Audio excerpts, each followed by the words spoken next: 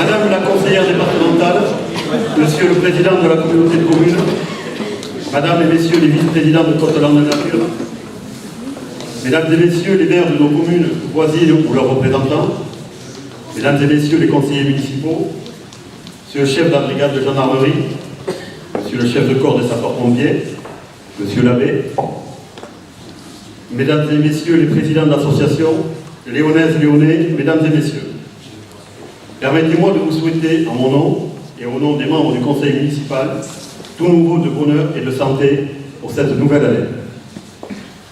Nous aurons bien sûr une pensée plus particulière pour nos concitoyens les plus âgés, affectés par la maladie ou la dépendance, et qui ont grand besoin de notre soutien, ainsi que pour les familles léonaises qui ont perdu un être cher au cours de l'année 2017. Je vais commencer par vous dresser le bilan de la communauté de communes Côte-Landes Nature pour l'année 2017. Le SCOT a été de nouveau arrêté en fin d'année, car la première mouture a eu un avis défavorable de l'État. Il devrait repasser devant la commission en début d'année, et nous espérons que cette fois, un avis favorable sera donné. Plusieurs compétences ont été prises afin de permettre de rester dans le cadre de la loi. Les GEMAPI, c'est la gestion des milieux aquatiques et prévention des inondations. Le plan local d'urbanisme intercommunal. La compétence économique, c'est la gestion des zones artisanales existantes et la création de nouvelles. La construction, l'entretien et le fonctionnement d'équipements sportifs et culturels d'intérêt communautaire. La création et la gestion de maisons services publics. Ensuite, des travaux ont été réalisés par la communauté de communes sur Léon. L'installation, grâce au concours du SILEC, d'une borne électrique rapide pour répondre aux besoins futurs des propriétaires des véhicules électriques. La réfection de l'avenue Monument 11, avec une participation de la commune de 20%. Le balisage horizontal sera terminé dès les conditions climatiques le permettront. Il y a également le soutien financier du programme Plan Plage du Lac, avec Géoland. Merci au président, que j'ai derrière moi, et au personnel de la communauté de communes qui nous aident tout au long de l'année. Alors cette année, je tiens à remercier M. Paul Leverme, DGS, qui nous quitte en ce début d'année, pour sa disponibilité et sa gentillesse, et je lui souhaite de réussir dans sa nouvelle fonction dans le Cantal. Passons maintenant au bilan du syndicat des mix des rivières du Borne et du Barancin, dont je suis président. Depuis 2015, nous avons lancé une demande d'intérêt général pour le syndicat auprès de l'État pour nous permettre d'accéder aux cours d'eau passant chez les propriétaires particuliers et ainsi pouvoir réaliser des travaux quand cela sera nécessaire. Nous devrions voir l'aboutissement de ce dossier en ce début d'année, car le commissaire enquêteur a donné un avis favorable. Un plan de gestion a été voté par le comité syndical et il comprend 80% d'entretien et 20% de travaux lourds. Pour ce faire, le comité syndical, réuni le 20 décembre, a entériné la création d'une équipe de rivière, dont le but sera de gérer et d'entretenir nos cours d'eau. Les travaux sur le bassin versant du lac de Léon commenceront dès cette année, permettant de ralentir le courant de la Palue, limitant ainsi le déplacement du sable et des sédiments.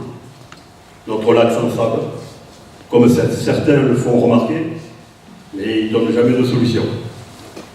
Nous allons prendre ce problème à bras le corps, et j'espère que nous aurons des résultats rapidement.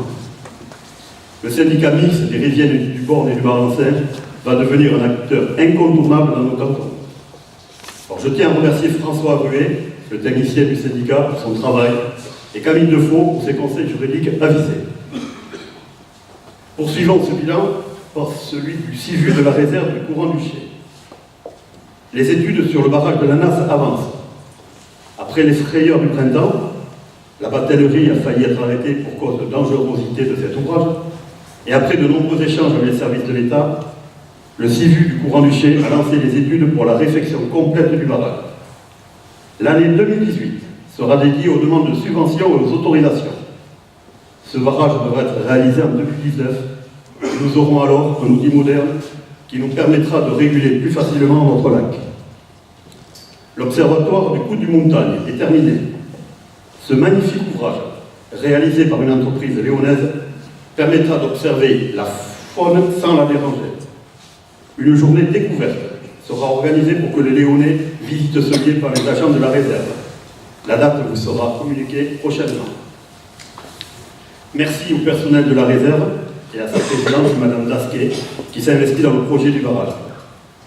Merci également à son vice-président, qui représente à la commune de Lyon, M. Francis Labodigue, dont je viens d'apprendre son surnom, le maire du lac. Donc j'ai intérêt à faire attention. Parlons à présent de notre village. Une nouvelle fois, nous n'avons pas contracté d'emprunt au cours du budget 2017. Notre dette s'amenuise et nous pouvons regarder l'avenir beaucoup plus sereinement. Depuis 2014, nous avons néanmoins subi une baisse de dotation de 110 883 €, soit une diminution de 119%. Et une augmentation du SPIC, alors c'est le Fonds national de péréquation des ressources intercommunales et communales, c'est assez long. Mais nous avons eu cette année une augmentation de 17 243 €. 2017 a vu l'annexe des chasseurs se terminer, la toiture des tribunes du stade réparée, et les toitures des logements à côté des écoles ont été entièrement refaites. Un nouveau carrelage a été installé dans le club de retraités. L'aménagement des abords de la zone artisanale a permis de résoudre le problème des eaux pluviales.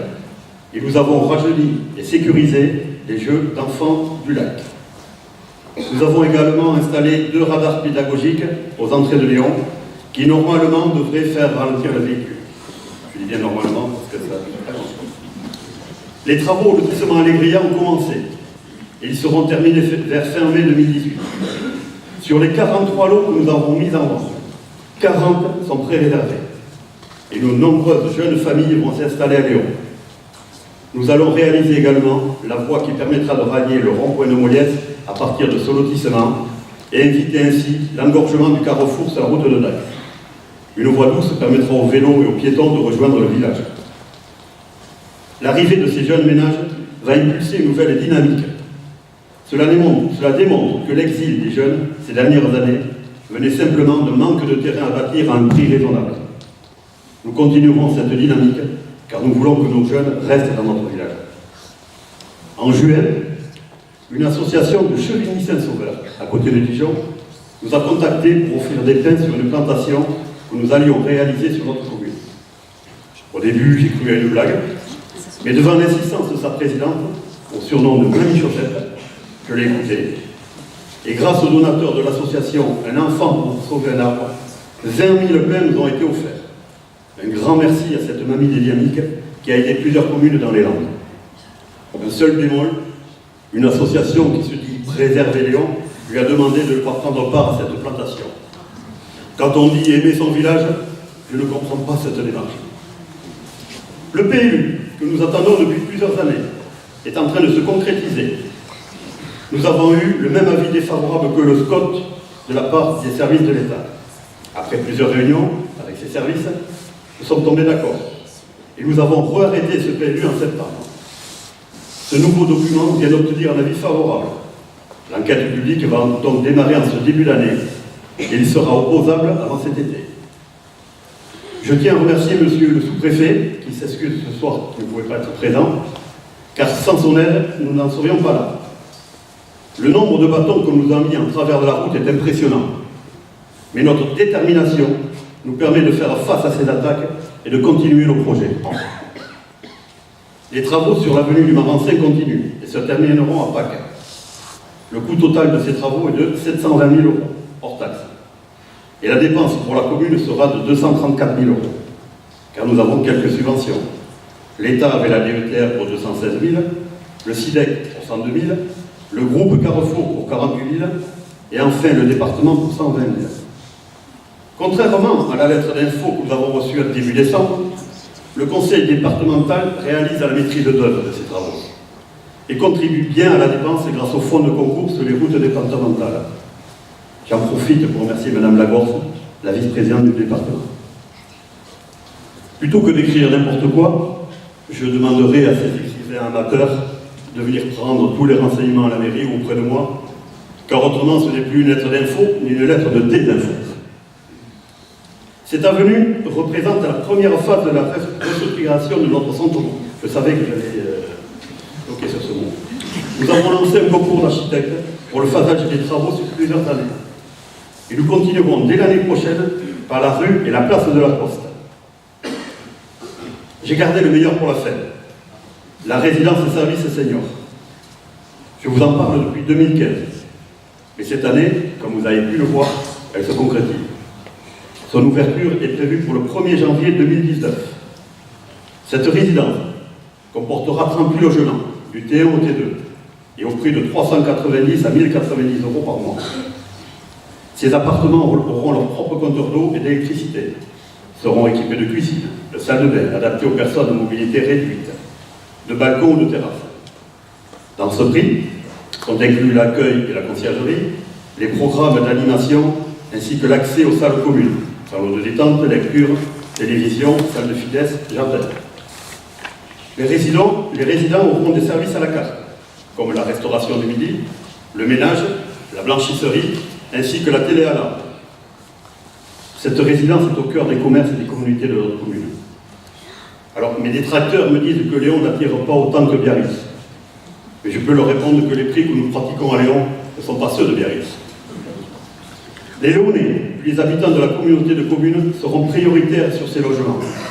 Et depuis mi-décembre, nous avons commencé la publicité sur cette résidence. Nous sommes ravis des pré-réservations que nous avons reçues. Une cuisine centrale sera aménagée dans ce complexe, permettant de réaliser les repas pour la cantine, pour la résidence bien sûr, et pour les personnes désirant un repas à domicile avec un matériel performant et neuf. Derrière cette résidence, la construction du pôle médical va commencer début février, pour une livraison également fin d'année. Nous aurons alors un complexe moderne et qui redonnera vie à notre centre-bourg. Avant de terminer, je tiens à remercier les associations léonaises qui œuvrent tout au long de l'année et surtout au Festaloon et le Téléthon. Léon est attractif grâce à vos manifestations. Je remercie également mes adjoints et mes élus qui m'épaulent tout au long de l'année. Je remercie également le personnel communal pour leur implication dans la vie de tous les jours, du service technique au service administratif, en passant par la culture et les écoles. Je souhaite la bienvenue à notre nouveau DGS, M. Eric Mokritsky, pour sa bonne intégration dans notre collectivité. Et j'espère ne pas avoir été trop long. Et avant de remettre la médaille de la visite à 4 de nos concitoyens, Stéphanie d'ABC-Com, notre conseillère de communication, va vous présenter en avant-première le site internet relatif à la résidence service senior qui sera effectif dès demain matin. Merci et une fois encore, bonne année à tous.